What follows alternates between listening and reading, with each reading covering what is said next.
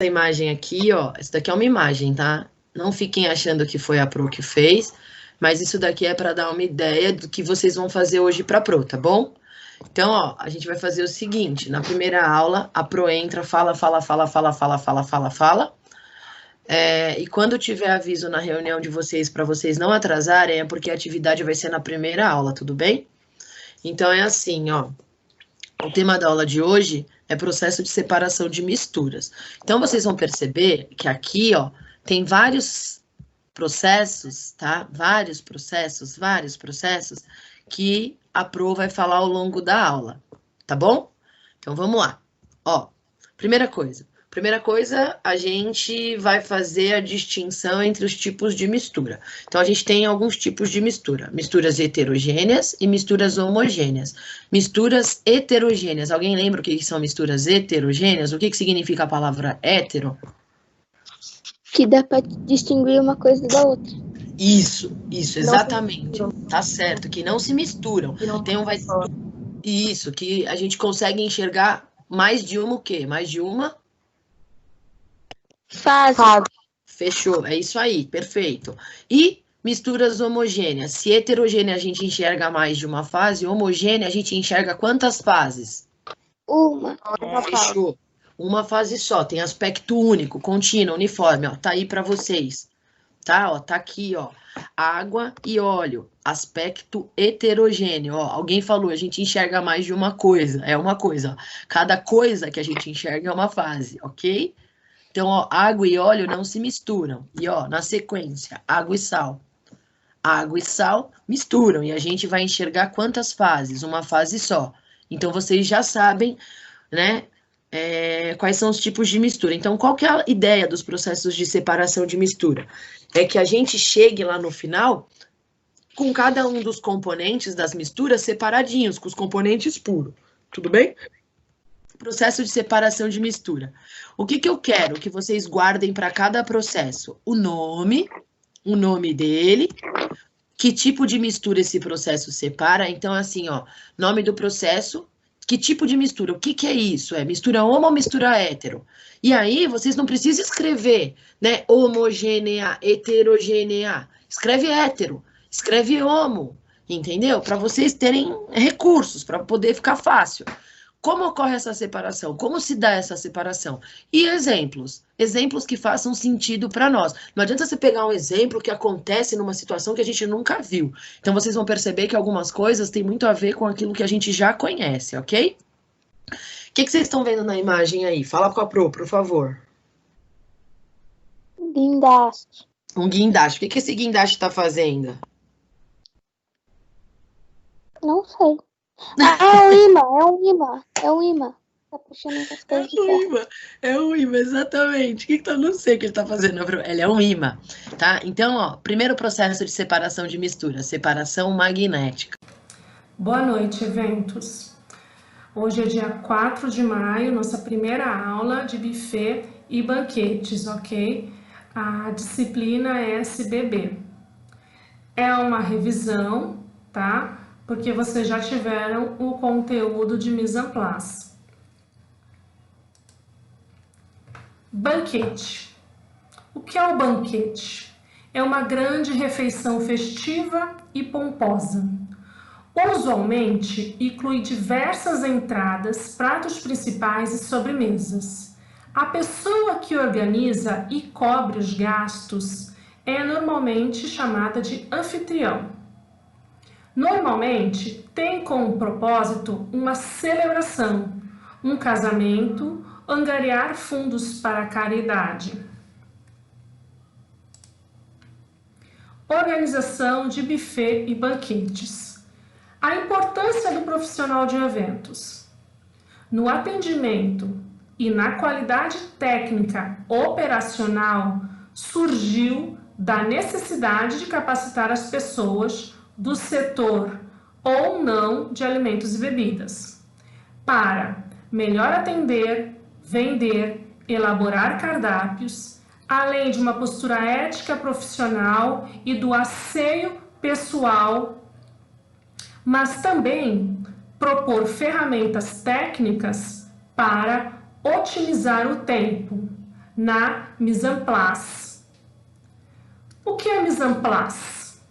Mise en place é uma palavra de origem francesa que significa colocar em ordem, ok? Vamos dar continuidade. Nós temos a mise en place do salão, que é um conjunto das operações preparatórias para o serviço do restaurante, facilitando a execução do trabalho. Então, existe um procedimento operacional padrão em que o funcionário precisa efetuar. Nós temos lá ventilar e limpar a sala, verificar o sistema de iluminação e som, verificar a limpeza dos sanitários, cuidar dos arranjos de flores de decoração do salão, polir e separar o material de mesa, revisar os menages e abastecer se for o caso, e arrumar as mesas. Serviço de mesa. O serviço de mesa inicia-se com a arrumação das mesas, denominado por mise en place. Podemos fazer a arrumação das mesas de acordo com o prato servido para o cliente. A mise en place é feita justamente para agilizar os serviços no momento do atendimento da solicitação feita pelo cliente. Nessa figura, na mise en place de base simples, nós temos um garfo e uma faca de mesa, uma taça d'água e um guardanapo. Se o cliente pediu peixe, então o garçom virá e retirará a faca e o garfo de carne, que é o de base simples, né? Para a faca de peixe e o garfo de peixe. Se ele pedir um vinho, a taça de água continuará aqui e entrará logo um pouco mais acima a taça de vinho branco. Temos o mise en place de serviço à la carte. Nós temos aqui os 2 talheres de base, o prato raso, guardanapo e o prato de pão ou couvert. E ali, logo ali em cima, também nós temos a taça d'água. Então, veja bem, ela foi alterada, essa lei de número 1, foi número 1 de 1986, e foi revogado, quando foi revogado somente o artigo 3º e o 7º, houve uma modificação do artigo 3º e o 7º. Aqui, então, está dizendo que a resolução CONAMA 237, de 19 de dezembro de 97, substituiu essa número 1 de 1986, e ela foi sempre, qualquer resolução, qualquer decreto, qualquer lei, sempre é publicado no Diário Oficial da União. Então, hoje você é técnico de segurança, amanhã você quer fazer direito, quer ser advogado na área ambiental, ótimo, é uma ótima área para trabalhar. Então, o Diário Oficial da União mostra que no número 247, né, de 22 de dezembro, 3 dias depois, foi publicado no Diário Oficial da União. Ótimo. Então, você já sabe que isso é Diário Oficial da União, o DOU. Ok. Então, o que rege essa norma ambiental, esse licenciamento ambiental? Antes de começar, eu vou dizer uma coisa para você. Eu sei que você está no primeiro módulo, você não tem a obrigação de saber as coisas, mas se tudo tivesse sido feito dessa forma que diz essa norma, essa legislação, essa resolução da norma do Conselho Nacional do Meio Ambiente, se tudo fosse bonitinho feito em todas as empresas, inclusive essas do bairro, que estão situadas em bairros, pequeno porte, olha, muita coisa evitaria de fazer. A gente não teria hoje os problemas que nós temos hoje com relação às mudanças climáticas. né? Então, é uma somatória de erros que gera essa confusão toda no planeta. Bom, então, o Conselho Nacional do Meio Ambiente, que é o CONAMA, está escrito aqui, no uso de suas atribuições, compete que lhes são conferidas pela Lei 6.938, de 1981, e regulamentada também pelo decreto, quando nasceu o Conselho Nacional do Meio Ambiente, tendo em vista a disposto em seu regime interno. Então, ele está dizendo que o CONAMA existe de... Só um minutinho. A Viviane ligando aí. Já desliguei, é meu telefone. Considerando a necessidade de revisão dos procedimentos, tá vendo? E critérios utilizados no licenciamento ambiental, de forma a efetivar a utilização do sistema de licenciamento como instrumento de gestão ambiental, instituído pela Política Nacional do Meio Ambiente. O que é quem é esse instrumento de gestão ambiental?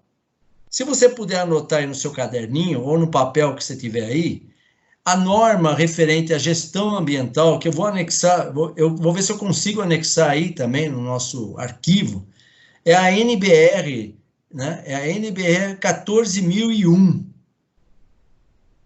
Anotou aí? NBR 14.001. É a norma que fala sobre gestão ambiental. Anotaram aí?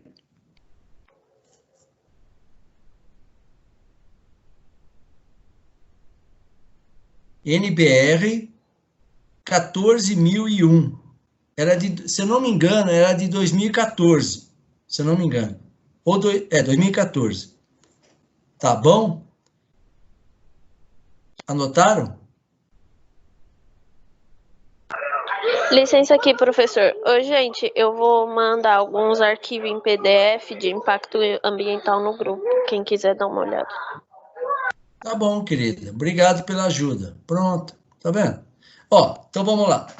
Considerando a necessidade de se incorporar o sistema, para incorporar esse sistema de licenciamento ambiental, né, os instrumentos da gestão ambiental, visando o quê? O desenvolvimento, o quê? Sustentável. Você vê que a moça lá no laticínio, o que ela lembrou? Tem que ter desenvolvimento sustentável, melhoria contínua. Isso está dentro do sistema de gestão ambiental. Considerando as diretrizes estabelecidas pela Resolução número 11 de 94, que determina a necessidade da revisão do sistema de licenciamento ambiental. Então, essa norma número 11 de 94 também fala sobre a revisão do licenciamento ambiental. Considerando a necessidade de regulamentação de aspectos do licenciamento ambiental estabelecida na PNMA, que é a Política Nacional do Meio Ambiente, que ainda não foram definidas. Considerando a necessidade de ser estabelecido o critério para exercício da competência para o licenciamento a que se refere no artigo 10 dessa Lei 6.938, de 31 de agosto de 98. Aqui o legislador, ele gosta de iniciar uma legislação e começa a citar outras legislações que uma coisa puxa a outra. Tá. Considerando a necessidade de se integrar a atuação dos órgãos competentes do Sistema Nacional do Meio Ambiente, que é o SISNAME. O SISNAME, SISNAMA, ele é o Sistema Nacional do Meio Ambiente, na execução de quê? Dessa Política Nacional do Meio Ambiente. Normalmente, nas áreas, né, existem, toda a região, seja ela urbana, seja ela, vamos dizer assim, área de vegetação, né, área rural, né, tem um plano diretor. Se der tempo, a gente fala sobre o que seria o plano diretor do Estado de São Paulo. Né? Ele só tem 500 páginas. É um monte de coisa. Isso é um plano diretor, um plano de estratégia até 2030. 2030, eu falei. Né? Mas isso não entra ao caso agora. Então, ele começa aqui pelo artigo. Artigo número 1. Para efeito dessa resolução, são adotadas as seguintes definições. O que é um licenciamento ambiental? É um procedimento administrativo, lógico, documento, pelo qual o órgão ambiental competente, quem é esse órgão? O CONAMA, licencia a localização, ele fala localização, ele só vai licenciar o local, a instalação e a ampliação e a operação desse empreendimento e atividades utilizadoras de recursos ambientais, consideradas efetivas ou potencialmente poluidoras, ou daquelas que, sob qualquer forma, possam causar degradação ambiental, considerando as disposições legais e regulamentares das normas aplicáveis ao caso. Então, um licenciamento ambiental, que a própria CETESB cobra das empresas, ela, primeiro, antes de você instalar uma fábrica, um empreendedorismo, precisa ter essa licença. E para ter essa licença, você fala, o camarada chega lá na CETESB, juntamente com o CONAMA, que vai documentar isso, vai chegar, olha, fulano, onde você quer abrir sua fábrica? Ah, quero abrir a fábrica aqui em Carapicuíba, aqui pertinho, Carapicuíba. Ah, tá. E onde que é o local? Ah, ele fala o local. Quando ele vê o local, ele fala assim, não, mas você não pode comprar essa área, se ela está sendo vendida pelo proprietário, essa área é de reserva, ela não pode ser desmatada, é uma área que é proibido o desmatar. Então, ele já ia comprar uma terra que depois ele não poderia nem construir. Então, foi bom ele ter perguntado antes, porque tem gente que compra um terreno e desmata. Quando ele vai ver que aquela área é a área protegida, e não devia ter desmatado. E aí? Né? Então, quando você fizer um empreendimento, amanhã depois numa empresa, pode ser aqui em Santana do Parnaíba, que está abrindo muita empresa, e outras áreas aqui próximas a São Paulo, dentro do circuito das rodovias, então você tem que tomar cuidado, porque tem áreas que são protegidas. O curso de vocês, qual é que é mesmo? Automação? Tchau. Oi, queridos. Qual é o curso de vocês? Segurança do trabalho. Segurança do trabalho. Então, vocês vejam que se alguma pessoa que não é habilitada, quando vocês se formarem, nossa, vocês nem me deixem falar sobre a profissão de segurança do trabalho, porque eu sou professor de ética e cidadania e o que eu fiz de pesquisa para trabalhar com essa disciplina é muito interessante, muito legal. E imagina pessoas que não são habilitadas e darem opinião sobre o trabalho de vocês, até no próprio ambiente de uma fábrica.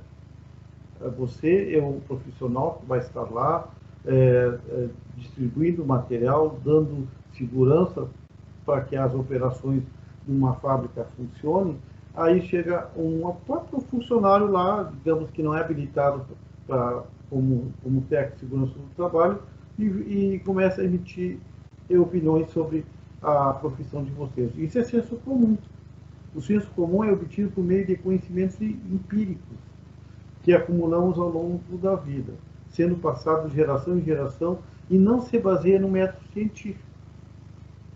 E pior de tudo, queridos, eu vou dar um exemplo para vocês. Pior de tudo é que muitas vezes vocês têm que ter muito tato para dizer para a pessoa que está emitindo uma opinião sobre a tua profissão, que seria inerente à tua área, e sem ofendê-la, porque às vezes as pessoas se ofendem sobre isso, né? E uma vez eu estava fazendo uma pesquisa sobre uma pessoa, até que foi um tio meu, que foi deputado lá no Rio Grande do Sul, e foi assassinado antes de eu nascer. Ele é meu tio, mas eu não conheci. Foi disputa política, né? E eu, um tempo depois, já formado em História, fui fazer uma pesquisa na Assembleia Legislativa do Estado sobre essa pessoa a pedido da família. Aí fui lá, fiz a pesquisa baseado nos arquivos que tem na Assembleia do Rio Grande do Sul e montei para minha prima, que é filha dessa pessoa, para ter alguma coisa assinado por um historiador, né? E aí um senhor lá soube que eu estava fazendo essa pesquisa e quase que me obrigou a entrevistá-lo. Só que ele estava passando coisas para mim de senso comum, que ele ouviu, que ele acreditava, que ele era da mesma época, era um senhor de idade. É muito importante para nós uma fonte viva, né? Uma pessoa contando, mas nós temos que ter um filtro como técnico, né? Como historiadores, para saber o que nós vamos colocar para assinar. Isso é um exemplo de senso comum, quando as pessoas não se baseiam no método científico. E o senso comum, ele se associa àquele conhecimento que não passa por uma reflexão, uma reflexão filosófica, digamos assim, ele sendo aceito pela maioria das pessoas sem questionamento. Por sua vez, o senso crítico, que é o nosso caso aqui, enquanto sala de aula, né, que é fortemente baseado em procedimentos de crítica e reflexão, além de passar por um crivo de método científico, até mesmo na pesquisa. Um exemplo que nós estamos tendo agora, no nosso dia a dia, hoje, inclusive, mais cedo eu vi, é o uso desse remédio aí para o Covid-19, cloroquina, esse remédio aí que o presidente quer liberar, o presidente dos Estados Unidos diz que já está tomando, e tem a comunidade científica dizendo, não, vamos ter cuidado, não é bem assim. Então, esse é um exemplo, assim, no nosso momento de social, é um exemplo maior do que é um senso comum. O uso dessa cloroquina, alguma coisa assim. Eu nem peguei o nome. Certo? Esse remédio aí que o presidente quer liberar para toda a população tomar. E o que a comunidade científica está dizendo no mundo inteiro? Não, ela resolve, mas não é comprovado cientificamente que seja isso ou aquilo. Então, nós estamos numa dialética aí muito pesada.